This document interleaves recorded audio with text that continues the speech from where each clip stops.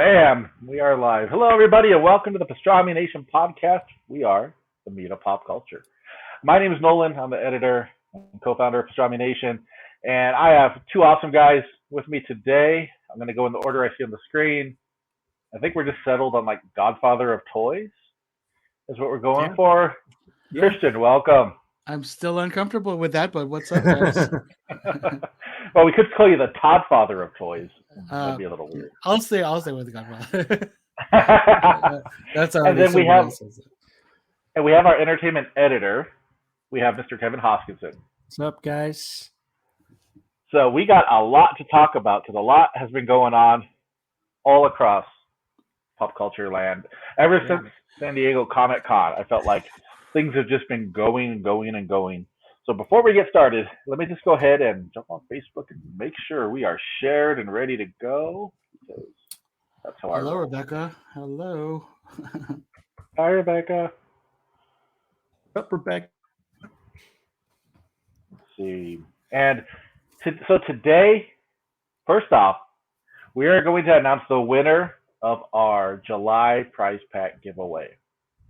Theme was Marvel. So somebody will be winning a prize pack filled with Marvel goodies. And we're about to draw that in just a few moments. Arturo, what's up, dude? Yeah. Arturo! Good to see you, man. All right, let me just share this right there. Boom, there we go. Let me jump to my prize wheel because we always have the prize wheel.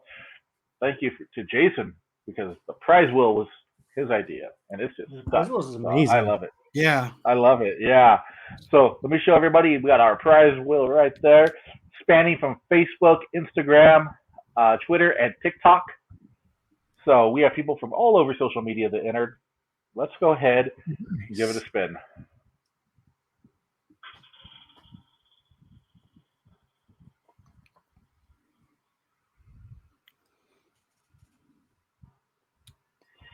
There we go. Debu Conteriori. Congratulations, you. Congrats. And that is from Instagram. So thank you for tagging somebody on Instagram. We really do appreciate it. We'll be tagging you and finding out your address so we can send you your info. Pablo, what's up? Pablo, what's up, man? So congrats on that. We'll be having an August giveaway announced really soon, so be on the lookout for that. And I just want to draw some attention to a post that is up right now on pastramination.com and across social media. We're launching a fan casting call because I don't know how many of you grew up off of Wizard, the comics magazine. They used to have this column where they would fan cast movies. And I grew up reading that. I loved it. It was so cool, like Elton John as Dr. Octopus and stuff like that. It was just so cool. So we thought, let's do it. And let's do it for a movie we know is happening. And we know the cast is probably already solidified. We just don't know it yet. We are doing a fan casting for the Fantastic Four. Yeah. So head over to pastramination.com. You'll see the article. There's a link in there. There's a QR code in there. Take the survey. Pick your Fantastic Four. We got the core members. You got Doctor Doom in there. You got Nihilus in there. And then it's a Marvel movie, so you have to have Mephisto in there. That's what we do, right? So check that out in a future episode. We're going to reveal the results of the poll, but also as the Pastrami Nation podcast crew, each of us will reveal who our choices were for the Fantastic Four movie. And then come D23 in September, we'll find out how off base we were. Are we doing so here's the thing. Are we doing who we want or who we think is going to be? Because I think that's going to be a clear. That's a difference. Yeah. So it's going to be who we want, right? So like, even if it's just way out there, just have fun with it, and we're not guessing who it's going to be. We're just going to have fun with it. So. I will say I think some of my guesses are also going to be same, right? Like, or who I want is the same as who I think they're going to guess. Like The Rock is the thing, right? Like. Nope. Oh, sorry. I had to do that. I mean, it would make sense, right? Because he's The Rock. Just it's like he was born for it. Thank you. It does make sense. Yeah. So I'm actually going to put the main character of the movie, and he wouldn't want to get hit. Well, fight. That would be kind of weird. Like The Rock, like the thing is the main character of a Fantastic Four movie, like not Mr. Fantastic, like not Sue Storm. Yeah. Exactly. Human Torch and the Thing were always kind of like the next level, the behind them, like they're ready to support the family, but instead it would be like clobbering. I like that. Exactly. I have some interesting stuff for Doom, but I don't think any of my picks are going to be original because I've heard people have been casting Fantastic Four for so long, and I'm like, oh, a lot of smarter people than me have like come up with really cool ideas. So, yeah. So that's what we want to hear. We want to hear from everybody what their ideas are for it. So I popped the form in the chat right now. So go ahead and check that out and put your picks in there. And a future episode before D23, we will go over the results and have fun with it. Yeah, people you want. Doesn't necessarily have to be who we think, because we all have an inclination of who it might be. Dwayne Johnson.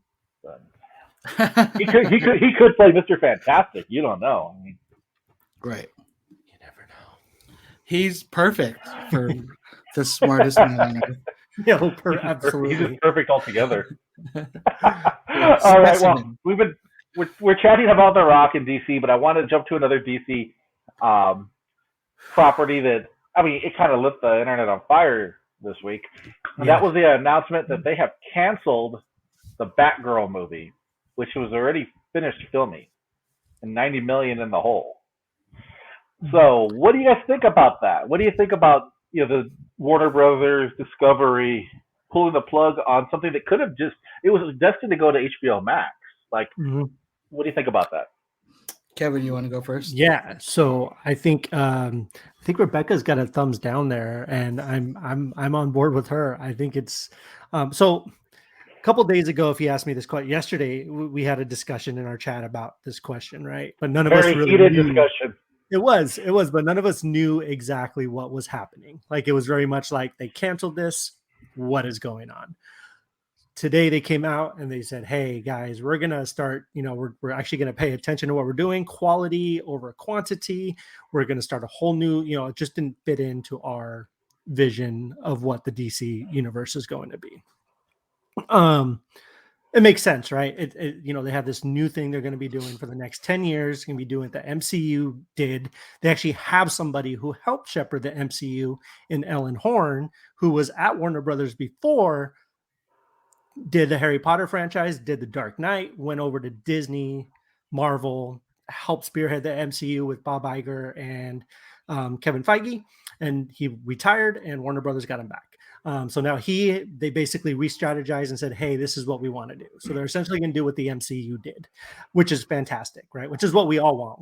We've all kind of been screaming for that. Like, we like these DC movies, and I want both sides to succeed. I mean, everyone thinks I'm a Marvel shill, which I kind of am, but I love DC. Like, DC is one of my favorite, growing up. We all grew up with DC and Marvel, right? So I love them both. Want them both to succeed, but lately they just haven't been. Batgirl was a funny thing because obviously, like you said, it was destined for HBO Max. There was rumors it was supposed to be hitting theaters, but that was shut down today. They were talking about that wasn't never the case. We were never going to put it to theaters. It was going to be an HBO Max exclusive. I still don't understand why they cannot just release it as an HBO Max exclusive. I'm more on the morality side of it. So I'm like, all of these people, they worked really hard, right? You have the two directors. They directed Bad Boys for Life. They did they did Miss Marvel, basically, the first 2 episodes. They could have chosen any other movie to do after Bad Boys for Life. That was a huge success. It blew everyone out of the water, but they chose this. They dedicated their time, their effort, their lives for this movie. And then suddenly for Warner Brothers to say, nah, it's just cheaper for us to take a tax write-off of it. That's why creatives make things, right? So people can see it. They want to show it to people. They're like, look at this. I made this. This is awesome. And now no one's going to be able to see it. What's her name? What's Leslie Grace? Leslie Grace. Yeah. Right. I thought she was fantastic in The Heights. I think she's a phenomenal actress. Now, this was going to be her big break. This was going to be her big thing, but now thrown out of the water. And Brendan Fraser, they threw away Brendan Fraser, his big comeback. He's on the comeback trail right now. He's got The Whale coming out. Which has a lot of Oscars talks already. And he was going to do this. He was Firefly. Just Going away. From that aspect, I'm a little bit peeved that they would just do that. It just seems like a wrong thing to do. It just seems just morally wrong. From a business perspective, unfortunately, I get it. And then I heard all the rumblings about the Michael Keaton stuff, which I don't know if you guys are completely aware of a lot of that stuff that's been happening. I'm sorry if I'm ranting. You guys can. No, please. I want to hear. Well, actually, it was yesterday or day before. Brandon had commented on one of my posts about how, from what he was hearing, and I researched it, looked into it more, and audiences were very confused as to what Michael Keaton's Batman was doing. Right, so he supposedly had a small part in Aquaman 2. In the test screenings, audiences were very confused. So that's why you see all the memes with Ben Affleck coming back, right? Ben Affleck as Batman coming back in Aquaman 2. Right. So they're supposedly replacing the Michael Keaton stuff in Aquaman 2 with Ben Affleck's Batman and minimizing the role he has in The Flash, Michael Keaton. They're basically if the Flash comes out. If the Flash comes out, right? That's the other thing. But they're going to be minimizing his role in that because audiences just, we love it. We think it's cool. We think it's nostalgic, but audiences just aren't digging it, right? And then his appearance in Batgirl was just another wrench in the thing. They're like, okay, we're going to be getting rid of this guy. We can't go back and film Batgirl. It's just too much money. It's going to HBO Max. What's the point? We'll just throw it away instead. And that was one of the justifications I kind of heard. And I did hear the test audience things with Michael Keaton and stuff like that. So that all makes sense. It's all starting to make sense, but it's still not right. Like you can still just throw it on HBO Max, right? People will understand that it's its own thing. It's its own universe. It's its own, it could be considered one of the, what do they call it? I guess legacy film. You know how Marvel does that with their MCU, their Marvel movies on Disney Plus. They have like the legacy Marvel movies, and then they actually have the MCU Marvel movies. They could do something like that, branding with this. But yeah, that's what I heard. That's kind of what's been going through the grapevine. And then there's so much other stuff with Warner Brothers that happened today. But I want to give you guys a chance to talk because I just find this whole thing fascinating. So, anyways, go ahead, Christian. Go for it, Christian. Yeah, so I kind of want to kind of say the same thing that Kevin was saying. I don't want people to think like I'm anti-DC. I don't want people to think, you know what I mean? Like what it comes down to is if DC's successful, Marvel's successful. Like if bad comic book movies come out, then it's gonna like just bring fatigue on, you know what I mean, all around, which is not good. So that being said, DC doesn't have the greatest track record right now, and I want all of the movies to be good. I want to be able to enjoy these movies, but I think Kevin said it best. I understand the business side of this, and when art meets business, it's ugly things happen. You know what I mean? Like there's a reason why, like as an artist, you should get somebody to kind of represent you because we're not good. We're not good at doing this stuff. So unfortunately, things like this happen. You know what I mean? Like things need to be cut. And I think this is also kind of a reflection on before Zaslav came on to Warner Brothers. Right. You know what I mean? I think also there's more to talk about with Alan Horn being brought on. There is a lot more. I think like they're kind of trying to entice Feige over to Warner Brothers by bringing Alan Horn on, which, whoa. But that's a whole different my mind. Yeah, it would be incredible. But right. Because like I know that like he was basically like Alan Horn's protege, and like they really love working together. So I think like there might be alternative. I mean, obviously, why wouldn't you want to get Alan Horn to work at Warner Brothers? They brought him out of retirement for the second time, right? To do this. So, but like I kind of see where he's coming from. Like we talked about this yesterday. Like. They're green lighting like a lot of things that probably shouldn't have been greenlit. You know what I mean? But then now the thing is, by them canceling this, like what kind of message is that sending to other filmmakers? Like how would I feel like, oh, like I'm working on another Warner Brothers production and like my asshole would tighten up real quick, if like hearing about the Batgirl production. By the way, do you know where those guys were when they heard about the news? No. Falal and Albi. They were at one of their what they had just gotten married in Morocco. They were literally right after the wedding. He checked his phone and found out the news. Oh, Oh, Like, geez. Imagine that's that. rough. Like, That's heartbreaking. That's crap, man. They don't even have the respect to call them and be like, "Hey guys, Right. whatever." No, like they found out the way everyone else did. Like I feel like there's unfortunately with business, like like you're going to run yourself into the hole if you were worried about like loyalty and stuff like that. But sometimes that's if you respect your artist that you're working with and you want to keep working with them, there has to be a balance. You know what I mean? Yesterday, basically in the chat, like I was on the side of Zaslab. I was like, yeah, dude, it's brand protection. Like you can't keep putting crap out. You know what I mean? But like seeing like everything, I it's just as an artist as well. Like it's difficult. Yeah, and then you see like I pointed out, the audience score stuff, right? People were saying it was a bad movie, but it scored, it scored higher than Shazam 2, Fury of the Gods. It trended the same as the first It. It's trending where these movies normally trend. Morbius got like a 40, right? But it's still releasing. More than time, yeah. Because I mean, like, twice. Yeah, like that's the thing, right? Like this kind of oversight, like of allowing these certain things to get greenlit. Like I brought up Wonder Twins yesterday. Like Wonder Twins got greenlit before Man of Steel 2 did. And like how does that happen? That is very weird. Right. I think it just got chopped today too, or I saw a rumor. Oh no, they chopped that a long time ago. Oh yeah, they chopped that a long time ago. I just don't want them to touch Blue Beetle. Listen, I'm a big fan of that actor. Yeah, I know they're in production. Yeah, the actor like, too. That's really cool. But honestly, I think the Matrix probably there should have been oversight. Like maybe you shouldn't have got kibosh, but like somebody should have been like, let's take a look at the script one more time before we go ahead with production.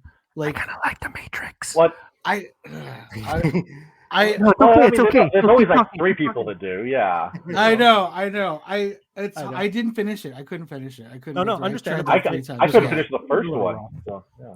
I loved the first original Matrix. I adore that movie. First fell asleep.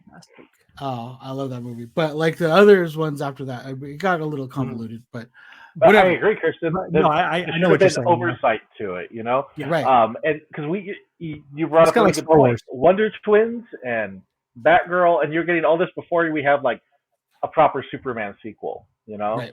and bringing out the big guns, because you have your 7 in DC. If you're not giving them the respect, how are you going to world build when you don't have people to build it around? Mm-hmm. So I mean, DC's misstepped a lot on this. I mean, they put out really good movies, but nothing's been like a continuous story. Like we had really good Batman movies. We had really good Superman movies way back when. We had an amazing. We did. Oh man, the Suicide Squad. The Harley Quinn show is amazing. I do like a lot of the stuff they're doing, and I really did like Birds of Prey. Like I thought Birds of Prey was good. I enjoyed Birds of Prey a lot. But I'm the kind of but that fits my sensibilities more, right? So I'm more like I love James Gunn. I love that kind of punk rock style. You do? Aesthetic, right? You never know. But like so I mean I just kind of wish DC would go more. Just the thing about Marvel, right? And I hate to compare the two, and we know we shouldn't, but Marvel, yes, a lot of their movies do look the same, but they're not afraid to take some risks, right? They're not afraid to be like, give James Gunn a movie and let him put his unique spin on it. Taika Waititi, look what he did with Thor, right? Like you can't see another director coming in with Superman and doing that, right? Like there's no way DC will let that happen. I think they just need to let it happen and let people have their visions. And even Marvel is guilty of that. So like, there's so many Marvel movies that just feel bland, and you're just like, this feels like every other movie. But they do often open their arms and be like, hey, do this crazy thing you want to do. It's totally cool.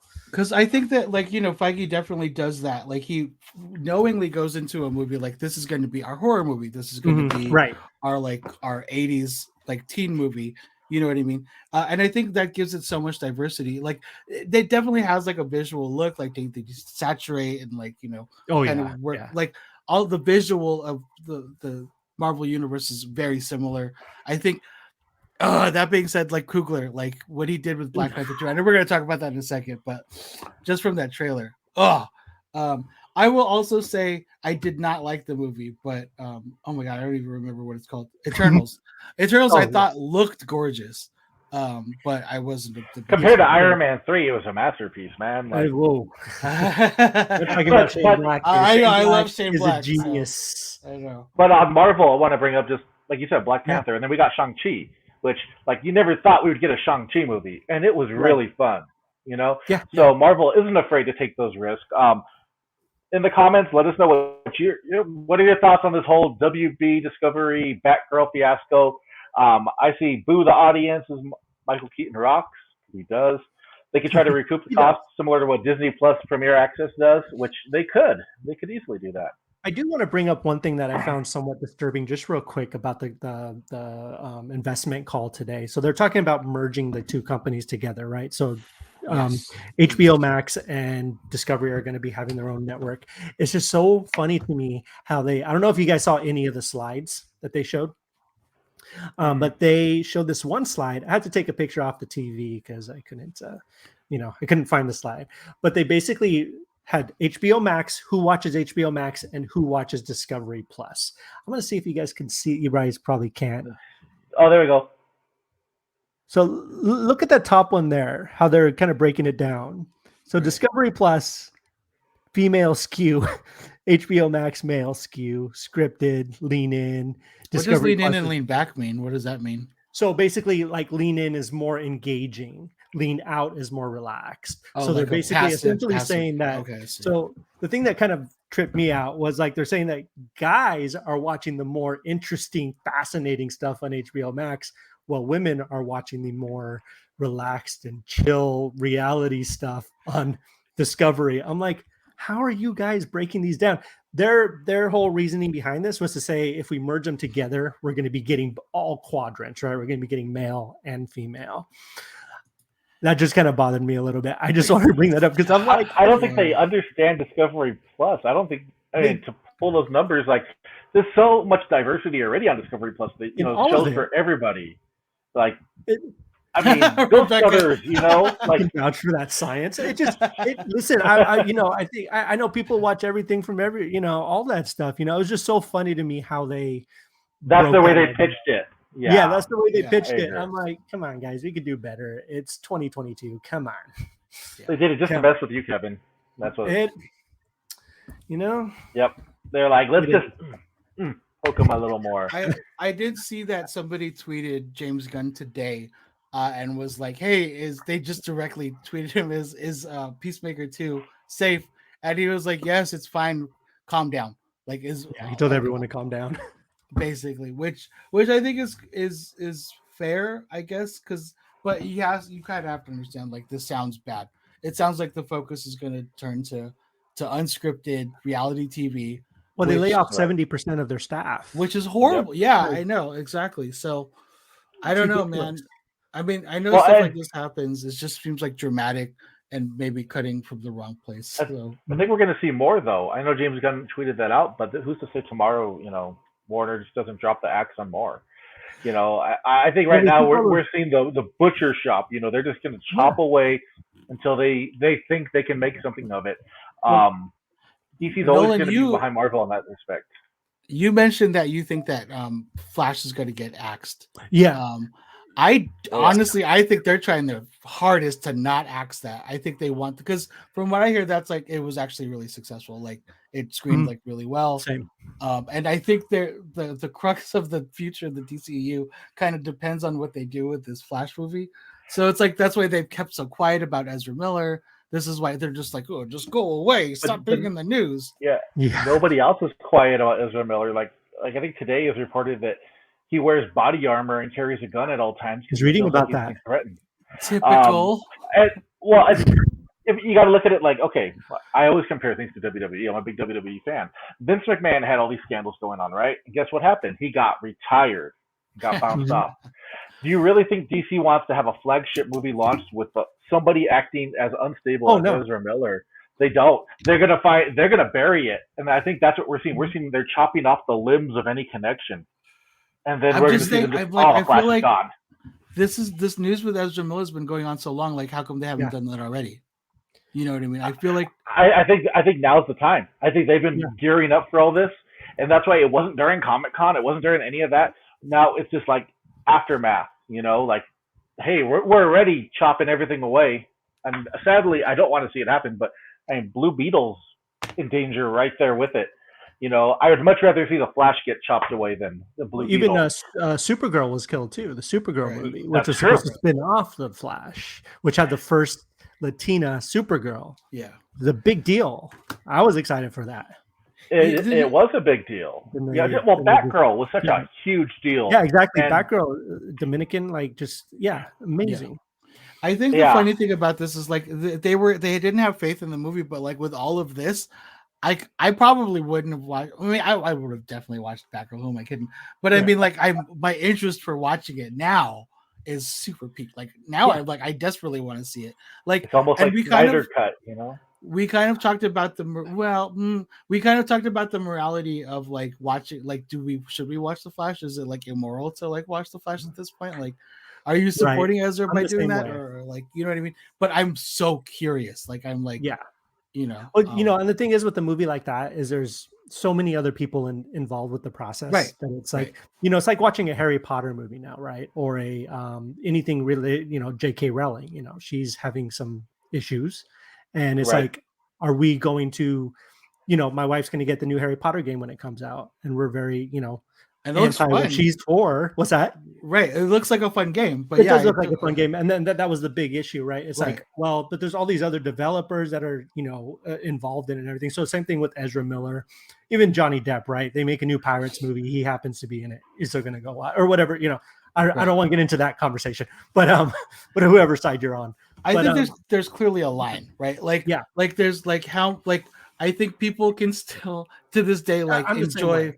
I can like people are like, oh, I like Michael Jackson still, but like not so many people are like, ooh, R. Kelly, that's my jam. You know what I mean? Like, I think people like there's a line, and I don't really know how to draw that line. It's a squiggly line because Ezra Miller is taking people hostage, and Will Smith slapped the guy on stage. Yeah, pretty much got blacklisted. So, it's a little weird. I mean, that's not to say that Ezra didn't get blacklisted. I'm sure he's never going to work again. No, I'm the same. I think so too. But did you guys hear? So they don't. So DC is claiming they want to go a new direction. They want to do all this stuff, right?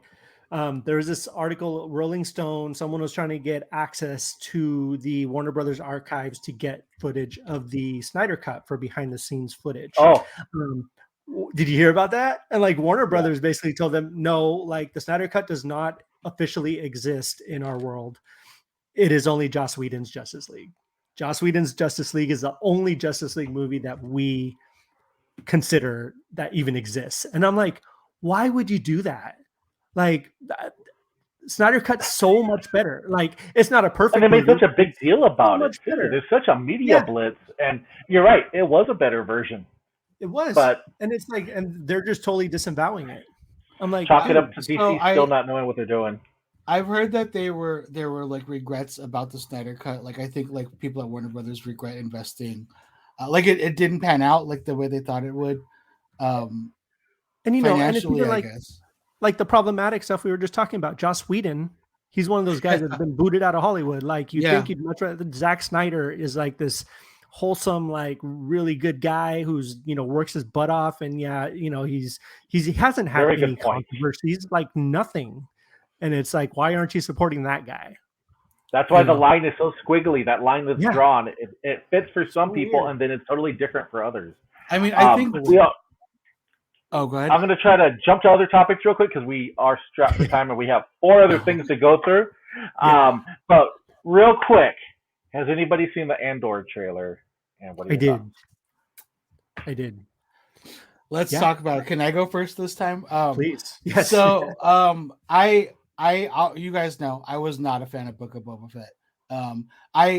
Talking about chopping block, man. How did that get greenlit for a season 2? Yeah. What is happening? Like, I feel like I know there were those 2 great episodes, but those 2 episodes did not belong on that show. That should have been they're great for a different reason.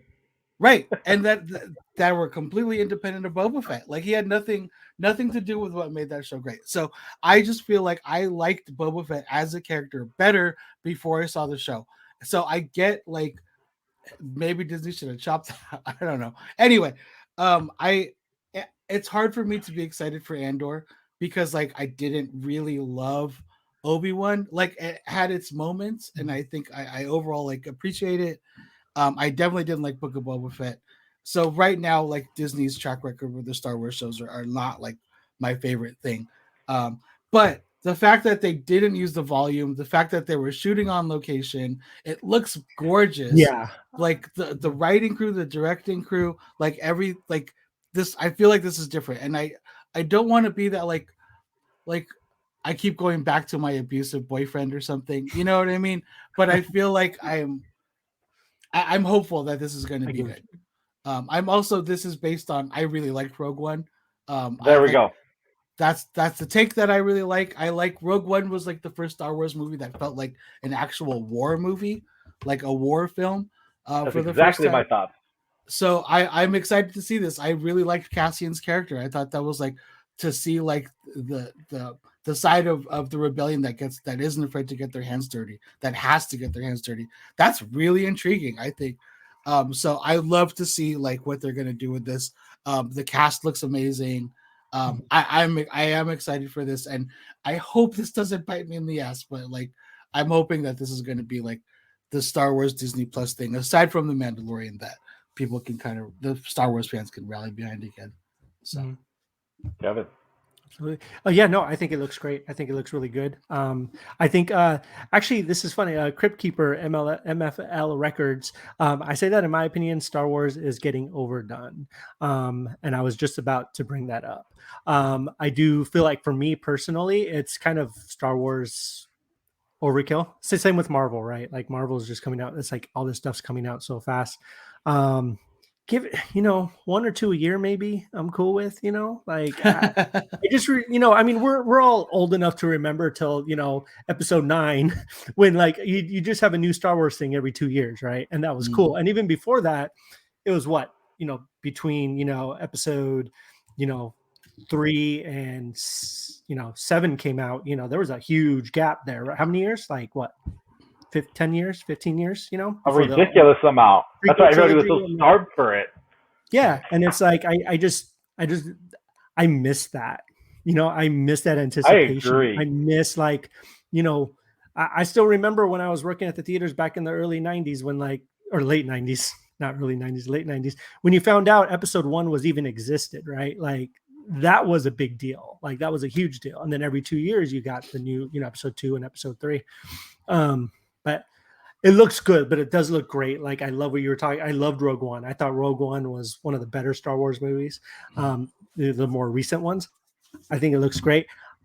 Same, Christian wasn't a huge fan of Boba Fett at all. Actually, I did not like Boba Fett. I haven't finished it. Not gonna lie. I just have no desire to go back and finish it. Obi-Wan was good. Obi-Wan had some really, really cool stuff in it, but I think ultimately it was somewhat forgettable. And I think I'm kind of done with Star Wars for a while, like I'm kind of like, that's a really good point though, Kevin. We didn't get a chance to miss it, right? We didn't get a chance to miss Star Wars like we used to. Exactly. What's going to be the one that kills it? Why do they want to find out? It's killing the nostalgia for me. Yeah. And that's the thing for me. It's like, it used to be this really cool, special thing that you'd go watch, you'd collect all the toys, Star Wars, but now it's just like, it kind of feels like an obligation. Like my son has these Star Wars toys because he feels like he has to have them, not because he really wants them or is super excited for them. He's like, I just, have to have them. Well, that's right. Yeah. I mean, that's a can of worms because that's just the collecting bug. Oh no, so. It is a collector's thing, but I feel like it loses some of its appeal after a while. I mean, look I'm the one who's talking, right? Look at this. Right. Like, I'm like Cassie and Andor pop, I'm like ready, but that's because, it's a very cool movie. Rogue One was great. I saw the pop. I wanted it. But yeah, I kind of feel like over the last couple of years, it's just been so oversaturated that I'm going to watch it and I think it looks great. But I'm going to hate myself while I'm watching it. Right. That makes sense. I think it's just because maybe it's a personal thing because like recently, because I went the whole time without watching any of like the Clone Wars or anything, and we just binged everything the last couple months, Clone Wars, Rebels, like all of it. I now like my favorite Star Wars era. This sounds crazy to me saying this is the prequels. Like I love like Mhm. what the Clone Wars did. I think is the best of Star Wars. Like what they did with Anakin, Obi-Wan, and Ahsoka is like the best. I have never been emotional watching Star Wars the way I was watching Clone Wars. Like season 7, those last 4 episodes of season 7, like I if I talk about it enough, I'll start getting weepy right now. It's so damn good. And I think like I just want more of that. You know what I mean? Yeah. I'm like, I just feel like they had something good when they were on Cartoon Network, and then when Disney bought them out, they weren't aware of like what Filoni was doing, you know, and they just decided to go like JJ's route, which was I think a huge mistake. And also, just real quick, Crypt Keeper MFL Records also says, I skipped this one. Just wanted to stop and show some support and hit that button. Thank you so much. We really appreciate that, Crypt Keeper. That means so much. But anyway, go on, guys. Yeah, no, I'm in the same boat as well, both of you guys. How you said, like, you know, Rogue One was a really good movie. So that's what has me hyped for Andor. The trailer looked fantastic. Out of Rogue One, Andor, he wasn't my favorite character. I mean, my favorite was the droid, of course. But I'm really excited to see more in this universe. And I mean, the talent that you saw in the trailer alone, like, they're really gearing up for this. Yeah. But what Kevin said just sticks in my head, though. You know, like, we don't have that anticipation anymore. We don't get a miss Star Wars and then get excited when it comes back because it's always there. And that will, just like Crypt Keeper said, that's probably going to end up catching up and it's going to be the one that kills it. So, and then you made Crypt Keeper cry over Clone Wars. Way to go, Christian. No, he said that you lost me at cry over Clone Wars. Oh, I thought you made him cry. It's the animated series, though. The animated series, though, is it's so good. It's like so fantastic. I haven't finished it yet. Totally different beast. Totally different. It recontextualizes the prequels for me. Yeah. Because like there's so many things that just don't make sense if you just watch the movies. But like watching Clone Wars, it's like when Anakin turns to Vader, it's tragic, you know. And I think that that's ultimately what Filoni brought to Star Wars, which was so important, is, you know, like the tragedy of Darth Vader, the tragedy of Anakin Skywalker. I don't know. That's my opinion on it. So I get you. Cool. Right. Well, and it comes out September, so right around the corner. Yep. All right, let's jump into a really big part of it. This is actually going to be 2 topics that wrap up the last part of this podcast, and we're going to talk about the expansive, ridiculously massive MCU plan and Wakanda Forever. So first, MCU ridiculous massive plan. Like, what are your thoughts on? I mean, they revealed movies up until 2024, 2025. Yeah, right. Yeah. It's what do you guys think? I think most of Phase 5 we knew. Like, I don't think there was much of a surprise. I think maybe like title announcements, like the New World Order, the Captain America thing. I think the most exciting news of it was the Daredevil, 18 episodes of Daredevil. Yeah, massive. I'm only like, my biggest fear is, and Nolan, I think we can agree on this too. Daredevil is like on Netflix, like fantastic, and yeah, I don't know if I have faith in Disney Plus that they're going to live up to what Netflix did. No, a little worried. Right, so I am a little worried, but the fact that this is their first show that they're doing like 18 episodes. You know what I mean? Like everything has been like 6, 8, maybe, like, you know, I don't. You think they're gonna have to cut it up though, right? Like it's not gonna be 18 weeks straight. I think they'll do, like, you know, they'll take like a couple week hiatus and then come back. Yeah, they're gonna have mid-season breaks. And they might be working another show in the middle of that, just to kind of break it up and then be like, here's Daredevil again. Right. That'd So we'll cool. see. I mean, that's a massive season. That's like 1990s kind of seasons, you know? Yeah.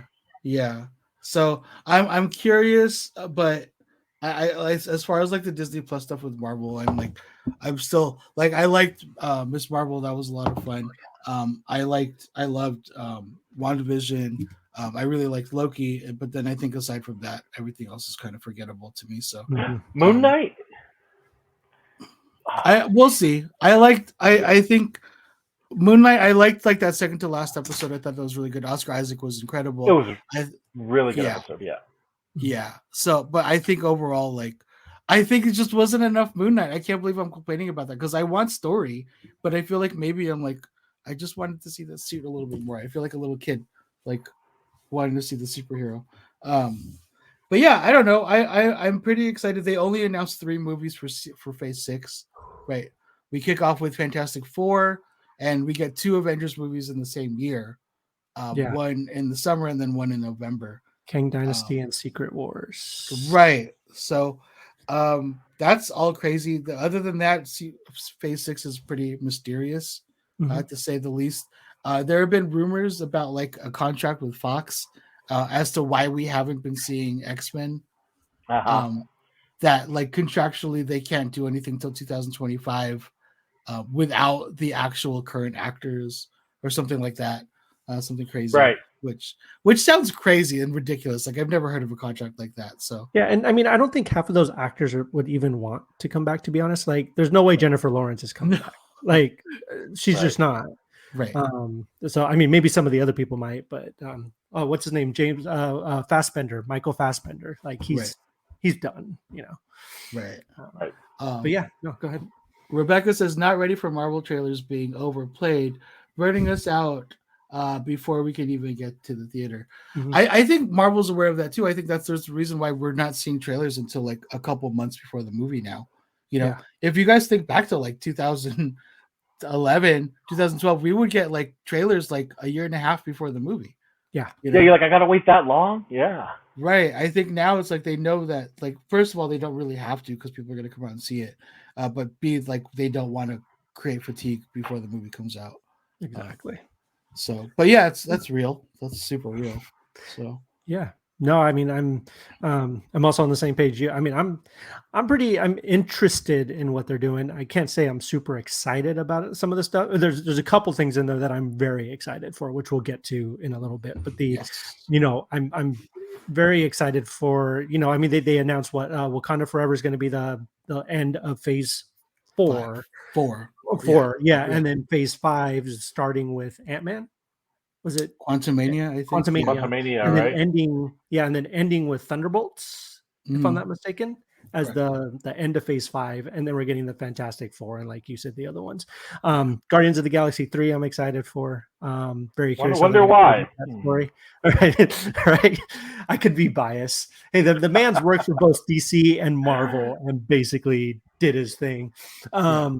But I think the one I'm really excited for, or one of the ones I'm really excited for, I don't want to talk about quite yet till Nolan gets to his thoughts throughout the whole announcement of those. So yeah, what are your thoughts, Nolan?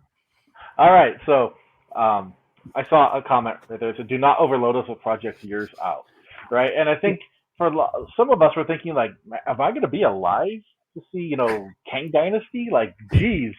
But for me, one of the big things that stood out was, so Kang's going to stick around from Quantumania all the way to the last announced movie, which I think Kang's a great villain, but I don't want to beat it over the head to where we get sick of him. You know, I want him to be fresh.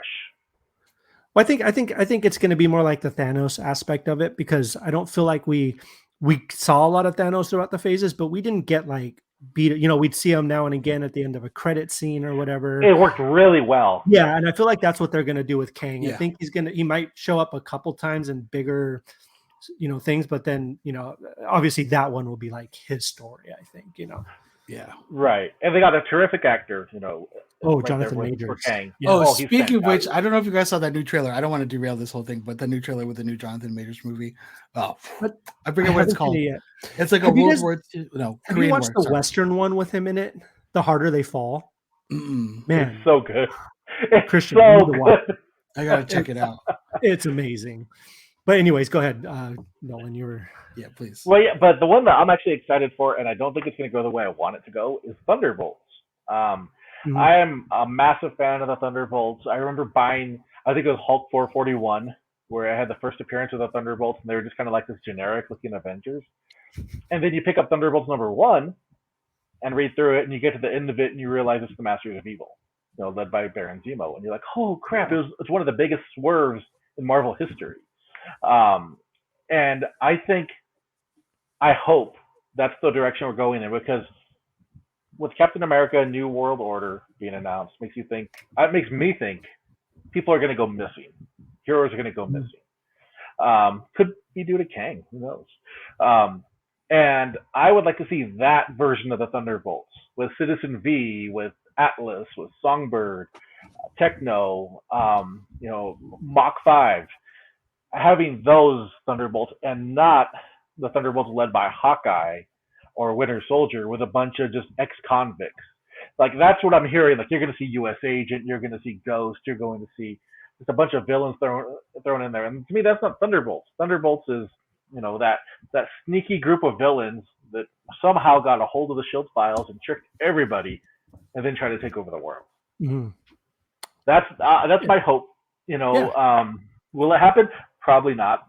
They've been setting it up very well for a Thunderbolts that's more in line with the current version, led by Hawkeye. They just launched a new comic, I think, this week that's led by Hawkeye.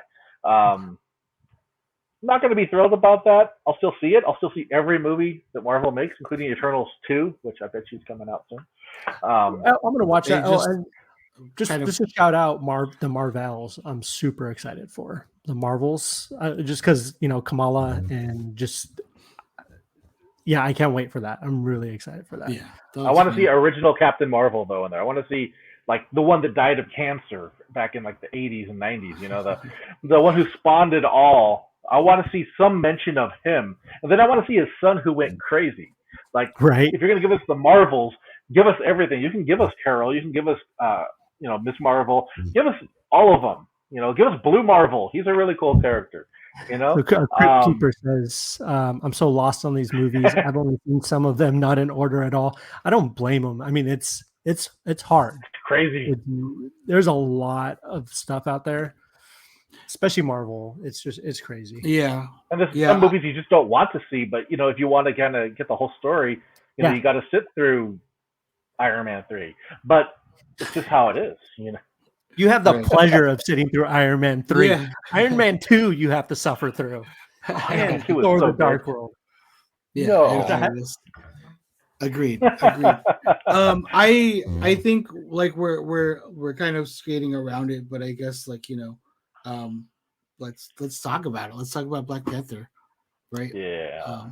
Oh man, we got to see that trailer at Comic-Con. It was one of 2 trailers that dropped publicly for everybody that wasn't in Hall H. We got to see that in She-Hulk, but that Black Panther trailer, Ryan Coogler. I think if there's been, like, any kind of curiosity about any of the projects, I'm sure for a lot of people it's been that, basically, because of what happened with Chadwick Boseman.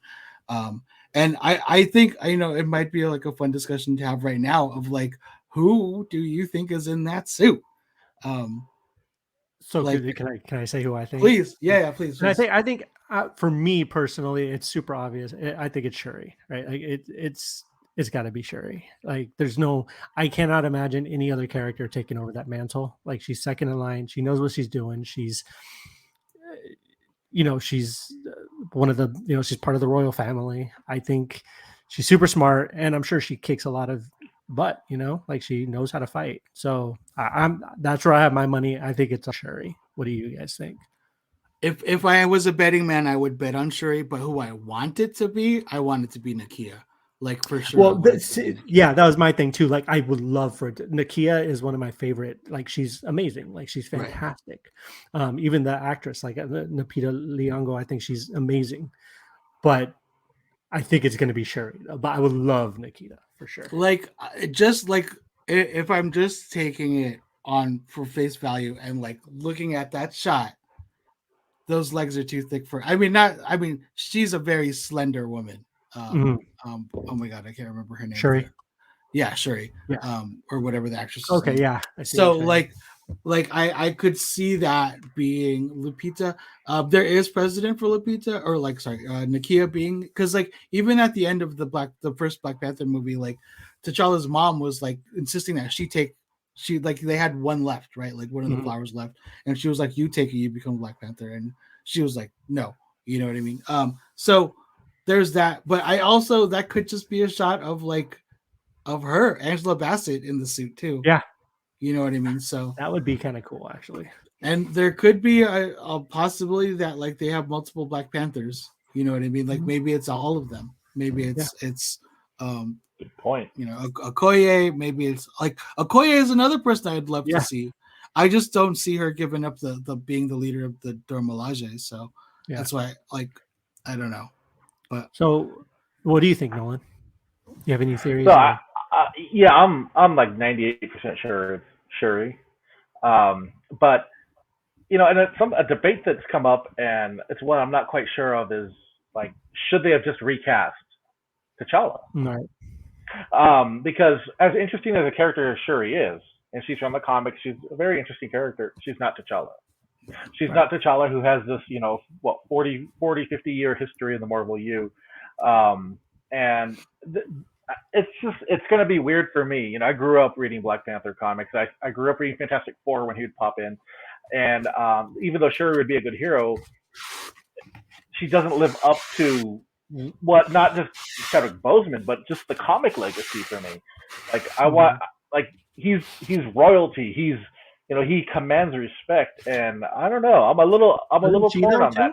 He does too. She does, but not as a character who's been created more, like in the last 10, 12 years or so, versus someone who's been around during the Jack Kirby days. Right. Like I think it's great if she does it, but I don't know. I feel like we're gonna miss out on a whole lot of stories that were written through all the years featuring T'Challa, and that's kind of sad because so many creators have taken that. Christopher Priest did an excellent Black Panther story, and I don't think we'll see it. You know, we're not going to see that kind anymore. So I do think it's Shuri. I heard people thinking it's Killmonger. I don't think so. Killmonger's not coming back. Killmonger's gone. He's gone, guys. Yeah. Well, I think we'll see like flashbacks or memories or something with Killmonger. Absolutely, but I don't think we'll see him moving forward in the MCU. No. Not at all. But the trailer looked fantastic.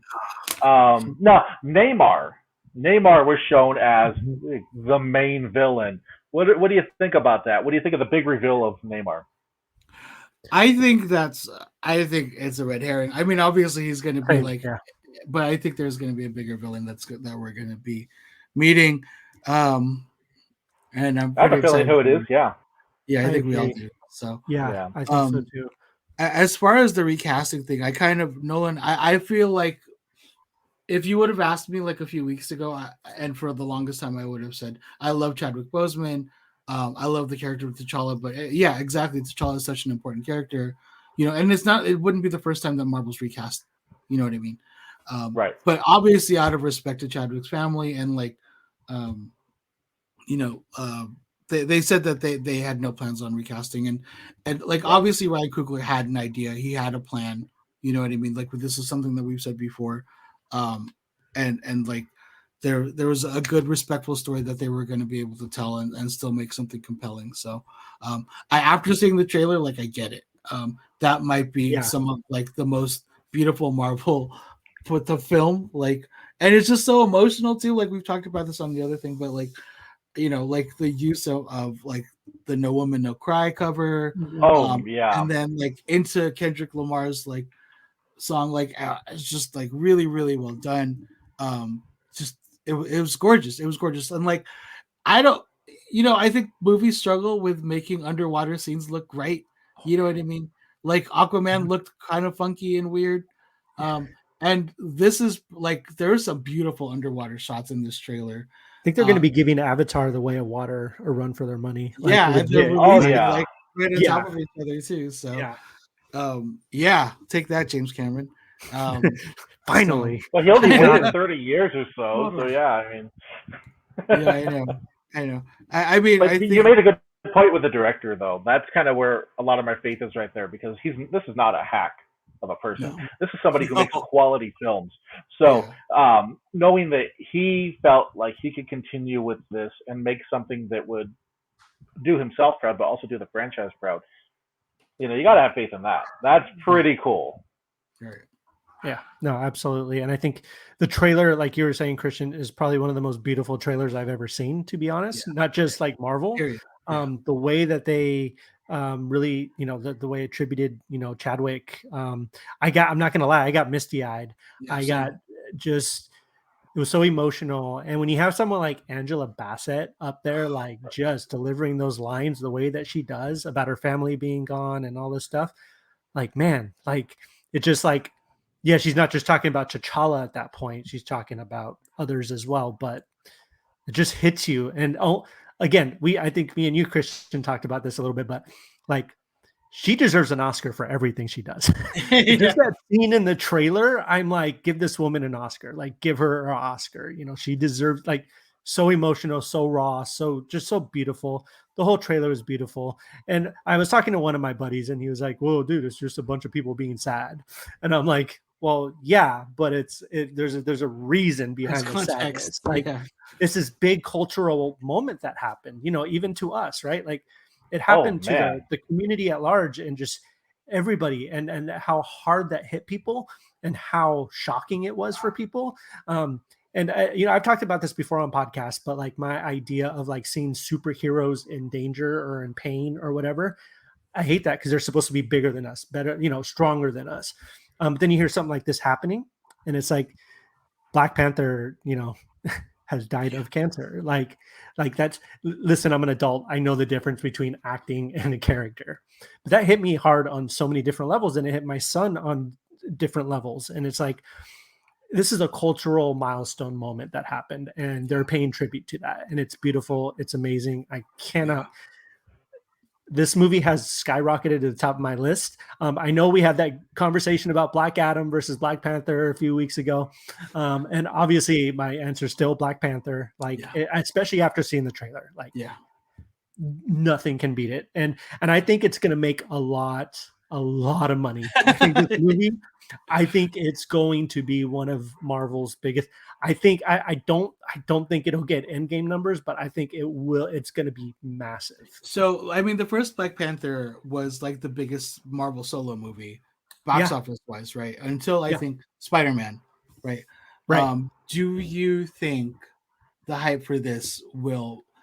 Do you think that it'll beat the first movie? Yeah, and easily. Do you think it'll catch up to Spider-Man? I think Spider-Man is like unattainable. Like that's crazy. Yeah, that's or No Way Home, right? Right. Yeah. Oh yeah.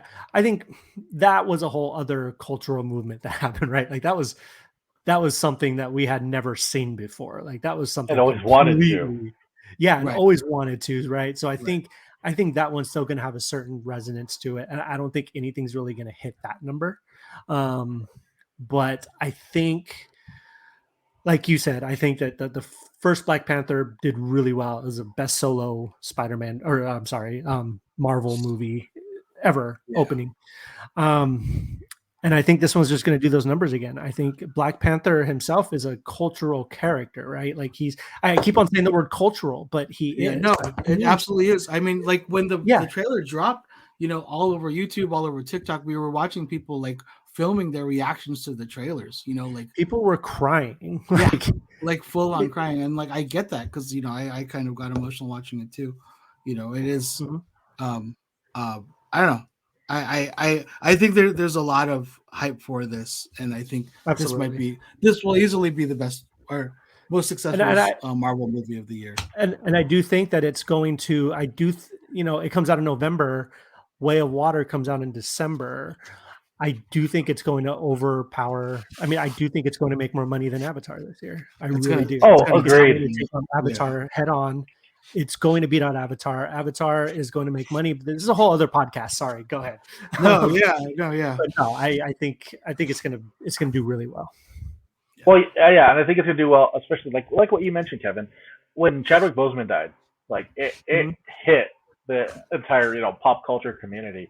I think we all can remember where we were when we found out that news. I was getting popcorn at a drive-in, and I remember looking at my phone and seeing everything just blow up. Yeah. And it's Yeah. shocking. We were on the way to go visit my kids at the in-laws, and I read the news. We're driving in the car, and I just I talked to my wife about it, and she was cool. And on the drive there, she was driving. I started crying. Like, she was like, "Are you okay?" I was like I just lost it. Like, I was like, he was so young. Like, it's such a shock. None of us shock. knew. And I was like, not only is he one of he's super young, but he's T'Challa, he's Black Panther, like he's this superhero. Like, it's just all these things just hit me at once, and I was like, man, like I cried. Like, the first celebrity death. I mean, I'm really sad when all these people die, but this one like hit me on a level that I was not prepared for at all. I mean, like 2020, man. Like 2020 was just. Like the year started off so crazy because we lost Kobe that I didn't think that one hit me like really hard. Being like a lifelong Laker fan, and being from Southern California, living here my whole life, that was crazy. We had the fires in Australia going on. Obviously the pandemic hit, and then losing Chadwick. Like 2020 just sucked. Like it did, and it just I think it just took so much from us. So I don't know. I'll have to say Spider-Man is the only movie I've seen of all of them that are good, even the cartoon multiverse thing. Yes, that's the best one. I'm sorry, I'm gonna say it is. Into the Spider-Verse. It's amazing. It's probably it's in the top probably 2 best comic book movies of all time. Not just animated, just comic book movies. Easily. It's so well written. It's so well done. Yeah. It makes me nervous about this sequel because I feel like we were talking about Warner Brothers, and I think like Sony has a problem with greenlighting too many things too. I feel like Into the Spider-Verse kind of just went under the radar. Like people up top weren't paying attention to it, and they were just able to make this really brilliant movie that they wanted to make. And now that it was so successful, I feel like everybody's eyes are on it now. And I feel like I'm just hoping that they're not going to intervene and just let them make this movie that needs to be made again. Yeah, don't put your hand in there. Don't try to make it better. Exactly. Like, all right, we don't need demands of like we need to tie into other stuff. Just let it be. Agreed. Well, it's been a really fun conversation. I do want to shoot a reminder right now. Congrats to Debu Kunteriori from Instagram for winning our July giveaway. Reach out to us and we will make sure we get that prize pack sent to you right away. Right. I want to thank everybody for joining us today. I want to thank Kevin and Christian for joining me on this fun conversation. We jumped through so many topics, and I was still able to take a few stabs at Iron Man 3. So that's really, really a good podcast. We're having our conversation. We're going to have our conversation, man. We're going to have the conversation. We're going to have the throwdown. Well, we also need to have the conversation about how Charlie Day is a horrible actor, and then why do we have to go there? Talk about this too. Oh, we do need to talk about Peacemaker. Other thing that we need to talk about. Oh man, I'm Last Jedi. We got all of it ready. Big debates to happen. See all these things. Yeah. Last Jedi. Last Jedi. Oh, we'll have it. We'll have it. Yeah. But I want to remind everybody, Fantastic Four casting call article is up at PastramiNation.com. Go ahead and cast your Fantastic Four actors and actresses in there. Let us know who you want, and we're going to talk about that on a future podcast. Visit PastramiNation.com for news, reviews, and more. And make sure you follow us. We're on Facebook, Instagram, Twitter, and TikTok. So make sure you find us and follow us. All right, everybody. Thanks you actually for tapping your hat. Real quick, rest in peace to Vince Scully, literally the voice of baseball. Like literally, like the man is a legend. We know as people get older, it's going to happen. It doesn't make it hurt any less. It hit like a ton of bricks. Scene when Vince Scully passed. So rest in peace, sir. I mean, the world, not only the world of baseball, the world in general will never forget you. And basically what we're doing now is because of people like him, right? Yeah. Pioneers being able to talk to microphones and absolutely their passions. I grew up in California. I wish to one day have that passion. Yeah. He was the man. Exactly. Like, it's really hard to accomplish that level, but we can do it, guys. Yeah. Exactly. Right.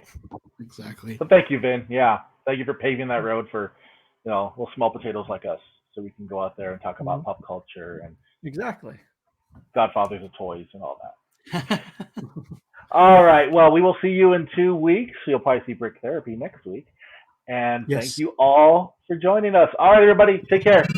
Have a good night. You guys. Bye, guys.